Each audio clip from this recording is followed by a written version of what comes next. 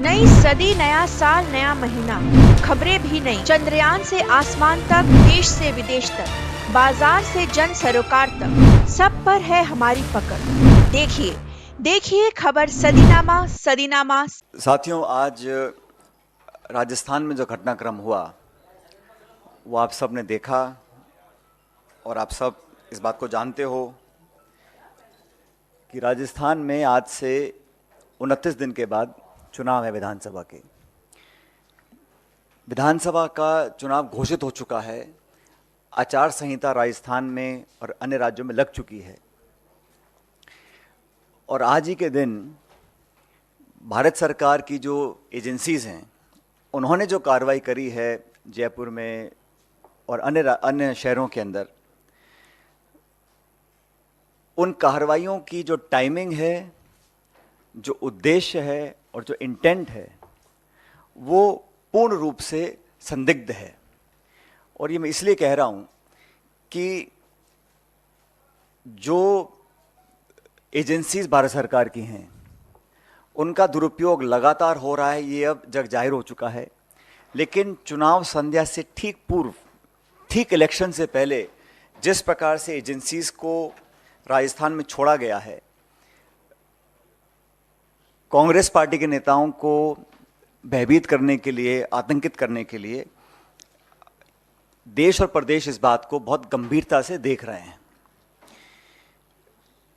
Congress party corruption के खिलाफ है, भ्रष्टाचार के खिलाफ है। अगर कोई भी निष्पक्ष जांच होती है और कोई सबूत प्रमाण के साथ संदिग्ध पाया जाता है, उस पर कार्रवाई हो, इसके पक्ष में हम लोग हैं। लेकिन इलेक्शन में अपनी हार देखते हुए अगर भारत सरकार इस बात को समझ गई है कि वहाँ बीजेपी चुनाव हार रही है और फिर नेताओं को स्पेसिफिकली टारगेट कर कर बिना सबूत और तथ्य के कांग्रेस पार्टी के अध्यक्ष को जिस प्रकार से उनके अगर रेड डाली गई, उनको कोई समन नहीं, कोई बुलावा नहीं, कोई सबूत नहीं, और इस प्रकार की जो रेड डाली गई है वो सिर्फ एक संकेत देने के लिए दी गई है, मैसेज देने के लिए दी गई है कि अगर हम पॉलिटिकली कमज़ोर पड़ेंगे तो हमारा साथ देने के लिए नाना प्रकार की जो एजेंसीज भारत सरकार की हैं, चाहे वो सीबीआई है, ईडी है, इनकम टैक्स है, उनका हम दुरुपयोग करेंगे और लोगों के अंदर एक तरह का भय पैदा करने की हम कोशिश करेंगे। इसका कांग्रेस पार्टी पूरी तरह से विरोध करती है और मैं समझता हूं कि लोकतंत्र में पॉलिटिकल पार्टीज़ को अपने विजन, अपने मैनिफेस्टो, अपनी विचारधारा, अपने नेताओं की दम के ऊपर चुनाव लड़ना चाहिए। भारतीय जनता पार्टी सभी 5 राज्यों में फिलहाल पीछे चल रही है और मैं ऐसा मानता हूं कि जो आज की कार्रवाई है वो इस बात का स्पष्ट संकेत है। जहां तक मुख्यमंत्री जी के बेटे वैभव गहलोत को जो समन दिया गया है वो भी आप जानते हैं। उन्होंने खुद कहा, वैभव ने, कि ये 12 साल पुराना कोई प्रकरण था और पोलिंग डेट अनाउंस होने के बाद अचानक से समन भेजा जाना, सब लोग समझते हैं कि इसके पीछे क्या सोच हो सकती है। मैं फिर रिपीट करना चाहता हूं, करप्शन के खिलाफ, गलत काम करने वालों के खिलाफ हम सब लोग हैं, लेकिन कार्रवाई करती है ईडी और जवाब दे रही है बीजेपी। एक्शन एनफोर्समेंट डायरेक्टरेट ले रहा है और बीजेपी उसकी सफाई दे रही है, स्पष्टीकरण दे रही है। ये समझ से परे है।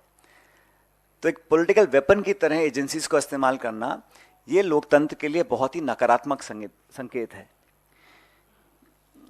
हम सबको प्रेरणा लेनी चाहिए, मैं समझता हूं, राहुल गांधी जी से। उनके ऊपर भी नाना प्रकार के केस थोपे गए, ईडी ने कई बार उनको बुलाया, हर बार वो पेश हुए, अपनी बात को रखा। इसलिए कांग्रेस के नेताओं, कार्यकर्ताओं को डरने की कोई ज़रूरत नहीं है। हम लोग ये चुनाव मजबूती से लड़ेंगे और चुनाव जीतेंगे। तो ये जो कोशिश की गई है आज के दिन कि चुनाव से ठीक पहले, जब मॉडल कोड ऑफ कंडक्ट लगा हुआ है, तब आप इस प्रकार की कार्रवाई कर रहे हैं, तो ये बात सब लोग समझ रहे हैं कि कार्रवाई क्यों करनी पड़ रही है। अगर वो चुनाव जीत रहे होते, बहुमत की तरफ बढ़ रहे होते, तो शायद इस प्रकार की कार्रवाई होती। तो जो टाइमिंग है, जो इंटेंट है, जो ऑब्जेक्टिव है, वो संदिग्ध है, सस्पिशियस है। और ये पहली बार नहीं हो रहा है कि इलेक्शन गोइंग स्टेट के अंदर इस प्रकार की कार्रवाई की जा रही है। जो टॉप लीडर्स हैं उनको टारगेट किया जाता है, स्पेसिफिकली टारगेट किया जाता है। और जब चुनाव खत्म हो जाता है तो वो खबरें जब सुर्खियों से हट जाती हैं तो उसका कुछ अता पता रहता नहीं, उन केसेस का, उन आरोपों का, उन छापों का, उन नोटिस का, उन समन्स का। तो पॉलिटिकल टूल की तरह इसको इस्तेमाल किया जा रहा है। इस बात को जनता भी देख रही है, राजस्थान की और देश की भी। इसलिए जब जब मैं समझता हूँ रूलिंग डिस्पेंसेशन जो दिल्ली में है, जब अपने आप को कमज़ोर पाती है तो इस प्रकार की एजेंसीज का वो पूरा सहायता लेकर अपना हित साधने में लग जाती हैं। ये एक बहुत गलत परंपरा है। ये लोकतंत्र के लिए, जैसा मैंने पहले कहा, एक अच्छा संकेत नहीं है। और जैसा मैंने कहा कि आज जो हुआ है उसको पूरा प्रदेश देख रहा है, इलेक्शन गोइंग स्टेट है। राजस्थान के अंदर जब जब करप्शन के इश्यूज आए उस पर कार्रवाई करने की मांग पहले भी होती, आज भी होती आई है। लेकिन अब जब चुनाव डिक्लेयर हो गए हैं, अब जब इलेक्शन सिर्फ 3-4 हफ्ते दूर है, अब अचानक आप जागें, पुराने केसेस को आप उठाएं, समन्स भेजें, छापे डालें और एक प्रकार से लोगों को टारगेट कर उनका चरित्र हनन करने की जो कोशिश करें। जांच से कोई डरता नहीं, आप कोई भी जांच कराइए, सब जांच फेस करने को तैयार है। जैसे मैंने कहा, राहुल गांधी जी फेस कर रहे हैं, सब लोग फेस कर रहे हैं। लेकिन इलेक्शन की पूर्व संध्या पर इस प्रकार की कार्रवाई होना, इसकी मैं भर्त्सना करता हूं, इसकी मैं निंदा करता हूं कि ये जो किया गया है ये पूर्ण तरह पॉलिटिकली मोटिवेटेड है। आप लोगों के कोई सवाल हैं तो मैं जवाब दे सकता हूं।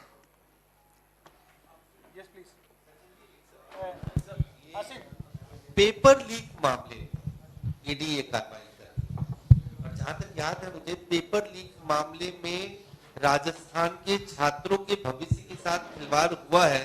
इस बात को लेकर आपने लंबे समय तक एक प्रोटेस्ट आंदोलन, इस पूरे मामले को और इस पूरे मुद्दे को उठाया।